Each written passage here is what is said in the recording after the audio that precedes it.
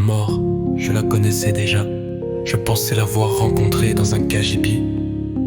Je me trompais, il n'y avait dans ce petit espace où je passais mes punitions enfermé dans le noir que moi et la peur et l'imagination d'un petit enfant. Que ces moments étaient terrifiants. Il faisait totalement noir, il y avait tant de choses dans cet endroit que je n'avais pour seul espace que quelques centimètres carrés au sol pour me tenir accroupi.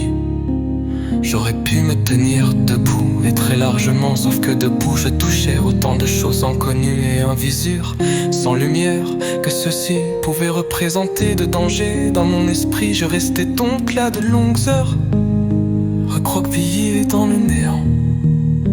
En compagnie, je le savais, des deux tapis que je connaissais que trop bien pour les avoir rencontrés sur mes fesses au fil de mes punitions.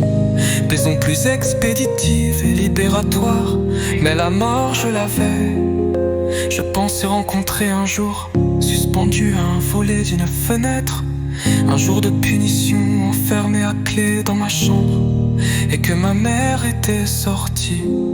Je m'étais évadé pour rejoindre le salon de la pièce voisine, en me balançant du volet de ma fenêtre à celui de la fenêtre d'à côté. Nous visions au 4e étage. Ce jour-là, en changeant de volet, j'avais glissé, le temps s'était arrêté, avait ralenti à mes yeux, mais je n'étais pas tombé. Mes mains glissant du dessus du volet, au crochet en son milieu. Mais je n'étais pas tombé ni mort ce jour-là.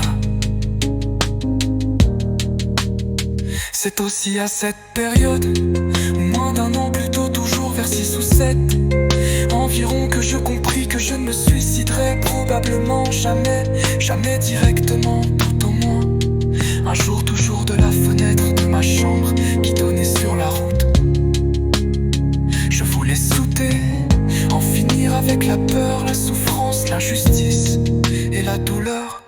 Je me suis mis debout sur le rebord de fenêtre ouverte, bien décidé à en découdre, mais je n'ai pas sauté.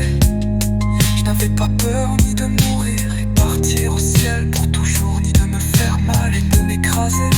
En revanche, je craignais viscéralement de m'empaler sur la grille qui entourait l'immeuble. Une peur totale et qui m'a heureusement empêché l'irréparable, sans même le comprendre. Ce jour-là, je n'en avais pas la raison pour nos yeux d'adultes. Mais ce jour-là, je compris que jamais je n'aurais le courage du suicide.